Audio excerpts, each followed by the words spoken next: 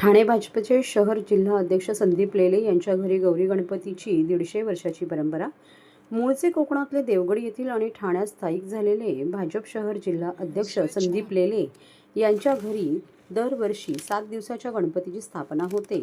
150 वर्षाची परंपरा असलेल्या त्यांच्या मूळ कोकणातील घरात गेले 125 वर्ष गणपतीची स्थापना होत होती. त्यानंतर पुढील 25 वर्ष लेले यांच्या ठाण्याच्या घरी गणपतीचे आगमन होत आहे. गणपतीबरोबर खड्यांची गौरीसुद्धा त्यांच्या घरी येते. सुखसमृद्धी आणि आनंद घेऊन ही गौरी येते अशी मान्यता आहे. 2 दिवस राहून 7व्या दिवशी गौरीबरोबर गणेशाचे विसर्जन होते. गणपतीच्या आगमनाने घरात एक आनंदाचे उत्साहाचे वातावरण निर्माण होते. त्यात यावर्षी गणपती उत्सवाला राज्य महोत्सव घोषित केल्यामुळे हा गणेश उत्सव राज्यातच नव्हे तर केंद्रात सुद्धा साजरा होईल अशी प्रतिक्रिया संदीप लेले यांनी व्यक्त केली. 150 वर्ष आमच्या देवगड तालुक्यातील मुठाट्या गावापासून हा उत्सव कोकणात जुनी परंपरा आहे. त्यानुसार आमच्या घरातही हा गौरी गणपतीचा उत्सव साजरा होतो. गेले 25 वर्ष माझ्या विवाहानंतर मी गणपतीची स्थापना ठाण्यातल्या आमच्या घरामध्ये करायला सुरुवात केली. गावी सर्वजण राहत नसल्यामुळे आणि इथे याचा सांग त्याचा आपल्याला पूजा करता येते या दृष्टीने केली आणि मोठी परंपरा आहे. आता आपण बघितलं असेल खड्याच्या गौरी आहेत. आज गौरींचं विसर्जन आहे, त्यासोबत गणरायाचं देखील आज विसर्जन होईल. खूप आनंद वाटतो. 7 दिवस दोनदा आरत्या केल्या जातात, लोक येतात. एक सामाजिक, सांस्कृतिक आणि धार्मिक अशा उपक्रमाचा एक सुंदर मिलाप म्हणजे गणेशोत्सव आहे, ज्याच्यातनं आपल्याला मनाला समाधान भेटतं. गणेश हे एक आपलं आराध्य दैवत आहे, बुद्धीचं दैवत आहे. मी एवढीच मागणी करेन गणेशाच्याकडे की सगळ्यांना बुद्धी दे, सगळ्यांची बुद्धी टाळ्यावर ठेव.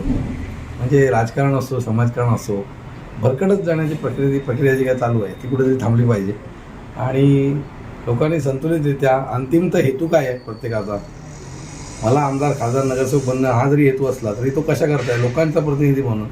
त्यामुळे जनतेची, समाजाचं, देशाचं त्यातनं काहीतरी भलं व्हावं अशी वृत्ती सर्वांना दे अशी मी गणरायाच्यानी व सगळ्यांना सुखशांती दे अशी प्रार्थना करतो. बरोबर आहे, एकदम बरोबर. फार अप्रतिम असं काम महाराष्ट्र शासनाने, माननीय मुख्यमंत्री देवेंद्रजी फडणवीस यांनी केलेलं आहे की गणेशोत्सव हा महाराष्ट्रातला अत्यंत महत्त्वाचा उत्सव आहे. आपण बघितलं असेल वेगवेगळ्या राज्यांमध्ये वेगवेगळ्या देवांच्या उत्सवांना प्राधान्य आहे, परंतु गणेशोत्सव हा महाराष्ट्र आणि मुंबई कोकण विशेषतः इथे घराघरामध्ये साजरा केला जातो. त्या व्यतिरिक्त तो सार्वजनिक पद्धतीने मोठ्या प्रमाणात केला जातो आणि आता तो मुंबई, कोकण, ठाण्यात असल्यामुळे पण संपूर्ण देशामध्ये त्याचा प्रसार वाढला आहे. उत्तर भारतात दिल्ली, हरियाणा, राजस्थान, गुजरात सगळीकडे लोक घरी गणपतीची पूजा करायला सुरुवात केली आहे.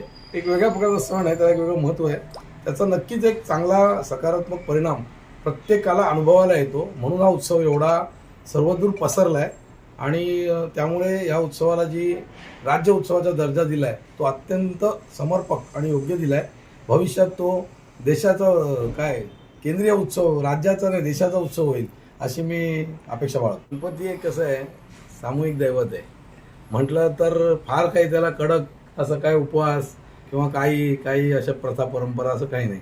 एक म्हटलं तर एक आराध्य दैवत आहे आणि म्हटलं तर सर्वसामान्यांसाठी असलेला असा गणेश देव आहे. लहान मुलापासून अगदी ते मोठ्यापर्यंत त्याची मूर्ती सगळ्यांना भावते.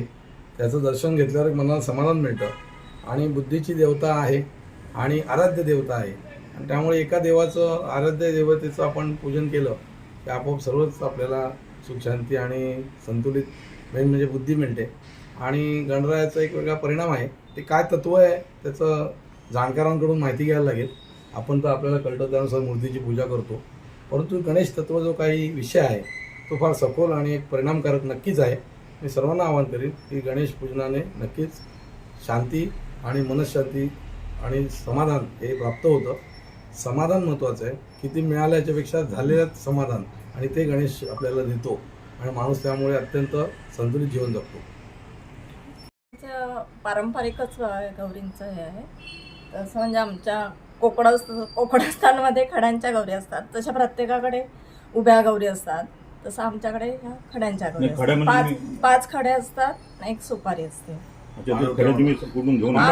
पालवठ्यावरून आणतो आणि नंतर मग गणपतीच्या आधी गौरींचं विसर्जन करतो आणि मग गणपतीचं. असं ॲक्च्युली मला एवढं डिटेल म्हणजे असं सांगता नाही येणार आत्ता कसं. पण जे आहे पारंपरिक ते आम्ही पुढे कंटिन्यू ठेवलं. कसं वातावरण असतं गणपतीमध्ये? गणपती म्हणजे आमचं तिला तेवढं हा व्यवस्थित आनंदाचं असतं, सगळ्यांसाठी चांगलं आरोग्य सुखशांती हे सगळं गणपती घेऊन येतो दरवर्षीप्रमाणे.